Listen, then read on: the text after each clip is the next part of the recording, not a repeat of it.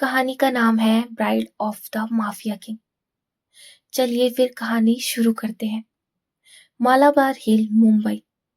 एक लंबी काली कार सड़क पर दौड़ रही थी और तभी उस कार का शीशा नीचे हुआ और किसी ने जलती हुई सिगरेट फेंकी। काले शीशे से उस आदमी का चेहरा नहीं दिखा। उस गाड़ी के पीछे लगभग 10 गाड़ियां थी और सब ब्लैक कलर की थी। वो गाड़ी एक बहुत बड़े बंगले के सामने रुकी, जो देखने में किसी महल जैसा था। सफेद पत्थर से बना हुआ वो बंगला मालाबार हिल में था। मालाबार हिल मुंबई के पोश इलाके में एक है। वो बंगला वहां सिर्फ अकेला बंगला था, जो किसी का भी ध्यान अपनी ओर खींच लेने के लिए काफी था।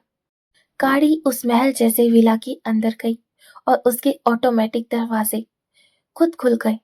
तभी उस गाड़ी के रुकते ही किसी ने दरवाजा खोला और एक डैशिंग हॉट बंदा गाड़ी से उतरा। ऊंचा लंबा कद, जिम वाली बॉडी, नीली आंखें, गोरा रंग। आंखों में इतना गुस्सा देखकर भी डर लग जाए। आंखों पर काला चश्मा लगाए गाड़ी से उतरकर बाहर आ गया था। उसके साथ उसके बॉडीगार्ड भी जल्दी जल्दी उतरकर पीछे आकर खड़े हो गए थे। वो लड़का गुस्से में अंदर आया और अपनी नीली आंखें घुमाकर बोला, टाइगर, कुछ पता चला उस लड़की का? तभी उसका एक बॉडीगार्ड, टाइगर, जो उसका दोस्त जाता था, आकर कहता है, हाँ सर, हम पूरी कोशिश कर रहे हैं अदिति राठौड़ को ढूंढने की, पर अब तक उसका कोई सुराग नहीं मिला।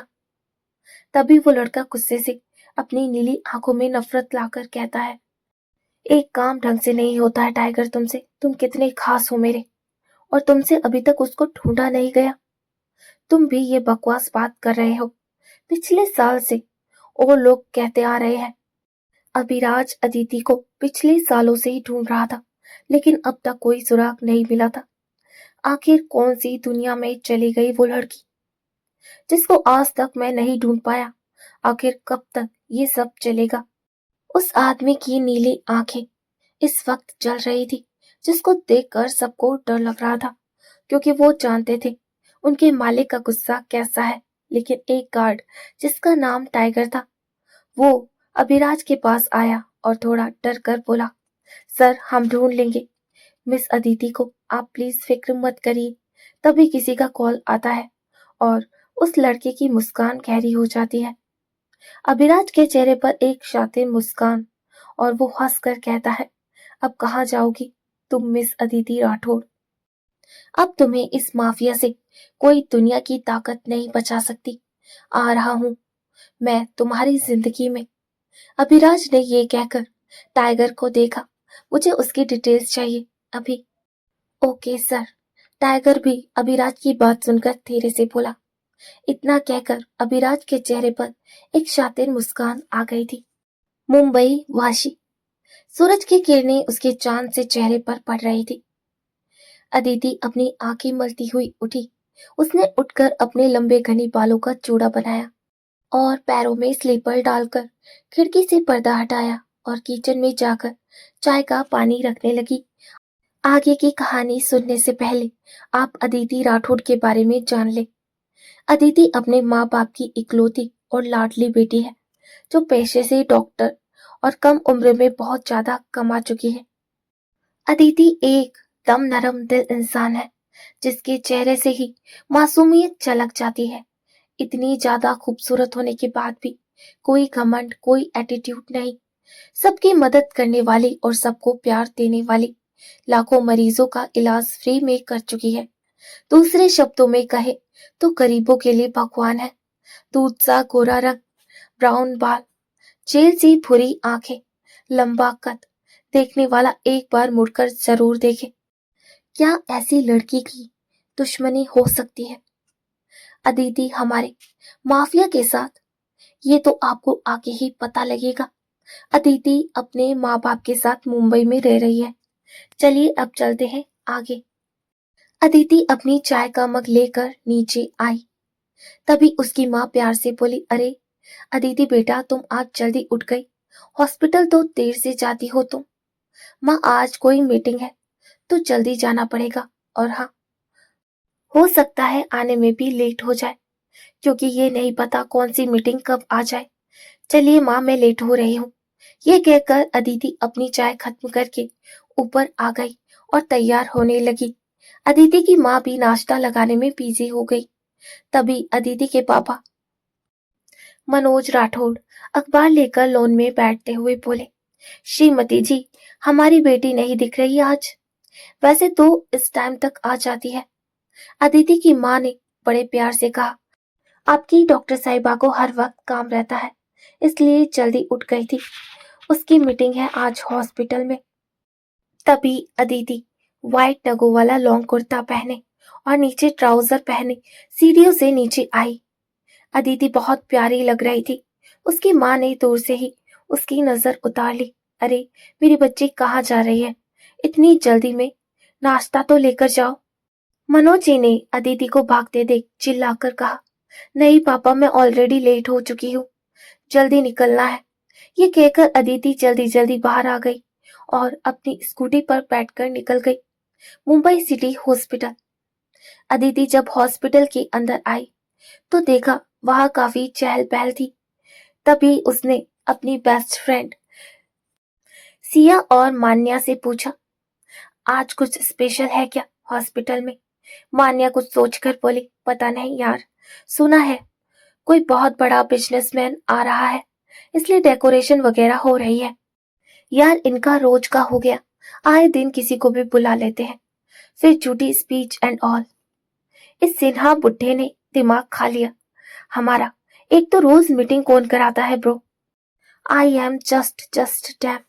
मान्या को अपनी बात पूरी करने के लिए लाइन नहीं मिल रही थी, बस वो गुस्से में पीसी जा रही थी। तू अपना बीपी मत बढ़ा, आने दे जो आ रहा है। हमें कौन सा कुछ करना है, सिर्फ अटेंड ही तो करना है ना? वही हम कर लेंगे, सिया ने समझाया। पर आई थिंक मान्या सही कह रही है। सिया, तुम खुद सोचो, इतने अमीर जादे आते हैं तो सोचने वाली बात है। जरूर इनको पैसे भी देकर जाते होंगे, जिनको ये लोग डोनेशन बोलते हैं। लेकिन आज तक वो डोनेशन दिखी क्यों नहीं? आई मीन, कहीं भी नजर नहीं आई। हाँ बस, अब ये अदिति अपना खुराफाती दिमाग दौड़ाएगी। मान्या आहना को छेड़ते हुए बोली, बस बस रहने ही दो, तुम दोनों जानती भी हो ना, मैं सीनियर डॉक्टर हूँ। अदिति ने उन दोनों को छेड़ा तो दोनों खिलखिलाकर हंस पड़ी। पर हमारे लिए तो हमारी अदिति है। मान्या उसके गले लग गई। चुप रहो, तुम दोनों को मक्खन अच्छे से लगाना आता है, बस अब जरा मीटिंग की तरफ ध्यान दो, वरना वो सिन्हा बाहर फेंक देगा। सिया डरती हुई बोली, चल छोड़, रोज ऐसे अमीर जाते आते रहते हैं मीडिया के सामने ड्रामा करने।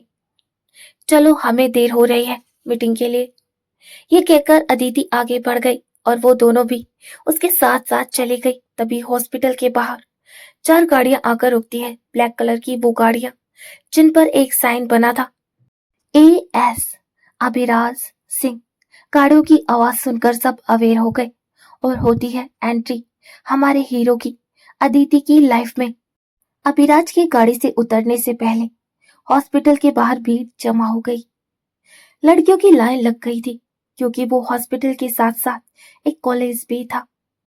अभिराज अपनी काली गाड़ी से निकलकर बाहर आया तो उससे पहले उसके 5 बॉडीगार्ड और टाइगर हाथ में बंदूक लेकर खड़े हो गए। जैसे जैसे वो आगे बढ़ रहा था, लड़कियों के मुंह खुले जा रहे थे। तभी एक लड़की आ भर कर कहती है, यार सिमरन, देखा तूने कितना हॉट है यार, ऐसा हॉट बंदा पहली बार मैंने देखा है। और देखा तूने, जितना हॉट ये टीवी में दिखता है उससे ज्यादा हॉट लग रहा है। कौन होगी वो खुश नसीब जिससे ये शादी करेगा? ये कहीं मैं सपना तो नहीं देख रही? तभी दूसरी लड़की दोनों को देखकर कहती है, नहीं नहीं पागल, ये कोई सपना नहीं है, ये तो सच है। काश ये मुझसे शादी कर ले। शादी तो दूर की बात, ये मुझे देख भी ले, वो भी अच्छा है मेरे लिए। ऐसे ही सब लड़कियां आपस में दीवानी हुई जा रही थी। किसी के दिल में अभिराज से शादी करने के अरमान थे, तो किसी के दिल में उसके साथ डेट पर जाने के अरमान थे। कोई उसको छूना चाहता था तो कोई उसके साथ फोटो खिंचवाना चाहता था। अभिराज के आते ही सिटी हॉस्पिटल का मालिक उसके आगे पीछे फिरने लगा था और फिर से उसने अपनी बकवास शुरू कर दी थी। अभिराज ने अब गुस्से से कहा, मिस्टर सिन्हा, मैं यहाँ आपकी बकवास सुनने नहीं आया। और रही बात आपके हॉस्पिटल की, तो एक बार अपने फायदे से अलग लोगों के बारे में भी सोचो। हजारों लाखों लोग यहाँ किसी वजह से आते हैं, लेकिन तुम जैसा घटिया डॉक्टर उनकी एक बात तक नहीं सुनते, क्योंकि आपको अपने हॉस्पिटल की फिक्र ज्यादा है, पैसे उतारने की फिक्र ज्यादा है। अभिराज ने खुलेआम उसकी बेइज्जती कर दी थी और वो बेचारा कुछ बोल नहीं पाया था। क्या ही बोलता, बात तो सही थी। मुझे यहाँ एक बकवास सी स्पीच के लिए बुलाया है ना, तो जल्दी जल्दी कराइए वो स्पीच। अभिराज गुस्से से बोला तो मिस्टर सिन्हा डर कर हाँ में हाँ मिलाने लगे। जी सर, अभी पूरा स्टाफ आ जाए तो आप स्पीच। अभिराज ने हाथ उठाकर मिस्टर सिन्हा को आगे बोलने से मना कर दिया और खुद सामने की तरफ चला गया। तभी अभिराज ने अपना फोन जेब से निकाला और गुस्से से बोला, टाइगर, काम हो गया ना? दूसरी तरफ से टाइगर थोड़ा नीची आवाज में बोला, जी सर, सब कुछ तैयार है। ठीक है, कोई लापरवाही नहीं चाहिए। जैसा मैंने कहा सब वैसा ही हुआ है ना? अभिराज फिर से रोबदार आवाज में बोला, जी जी सर, कोई गलती नहीं होगी। जैसा आप चाहेंगे सब वैसा ही होगा।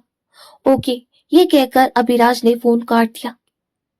मीटिंग रूम वहीं दूसरी तरफ अदिति सबके साथ मीटिंग खत्म करके जा ही रही थी। तभी उसके फोन पर किसी का फोन आया। अदिति ने धीरे से सबको जाने को कह दिया और खुद कॉल पर बात करने लगी।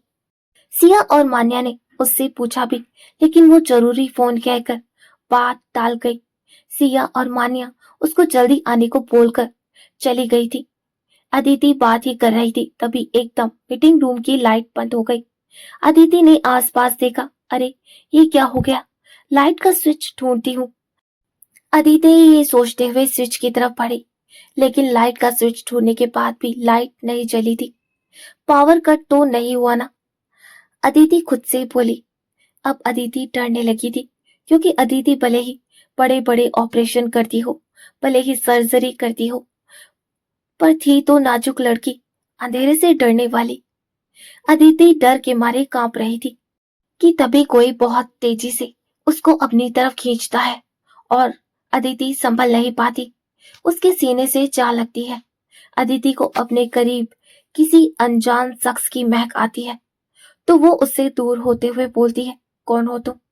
वो आदमी कुछ नहीं बोलता, बस धीरे से फोन के फ्लैश लाइट चलाकर अदिति के चेहरे को देखता है। जैसे ही लाइट जलती है, अदिति उसकी नीली आंखें देखती है, जो किसी पत्थर की तरह चमक रही थी। अदिति की नजरें ही नहीं हट पाती, लेकिन अगले ही पल अदिति को फिर से एक अनजान एहसास होता है और वो देखती है वो आदमी धीरे धीरे उसके करीब आ रहा था। अदिति जैसे ही उसका हाथ हटाने की कोशिश करती है, वो आदमी अदिति को अपनी तरफ खींचते हुए उसकी आंखों में देखता है और अदिति हजार कोशिशों के बाद भी उससे दूर नहीं हो पाती। अब वो आदमी अदिति को थोड़ा दूर धक्का देकर गुस्से से कहता है, मिस अदिति राठौड़, तुम्हें जल्दी पता चलेगा मैं कौन हूँ। अभी के लिए जा रहा हूँ, लेकिन डॉक्टर अदिति, जल्द ही मुलाकात होगी। वो आदमी पहले वहीं खड़ा रहता है और अचानक ही वहां से चला जाता है। अदिति एकदम सुन बैठी थी, उसको पता नहीं चला था इन चंद मिनटों में क्या हो गया था। अदिति थोड़ा डर रही थी, उसके मन में 100 सवाल घूमने लगे थे। उस आदमी की सिर्फ आंखें अदिति देख पाई थी, एक अनजान सा साया। अभी अदिति कुछ सोच पाती, अगले ही पल उसका फोन बजता है और वो अपने स्टॉल को अच्छे से लपेटकर बाहर आ जाती है। अभी जो अदिति से मिला था वो कोई और नहीं, माफिया अभिराज ही था। बाहर आकर अभिराज नफरत से बोला, अब देखना अदिति राठौड़, तुम कैसे चैन से जियोगी। क्या हो सकता है ऐसा जो अभिराज अदिति से इतनी नफरत करता है? आगे जानने के लिए सुनते रहें ये कहानी।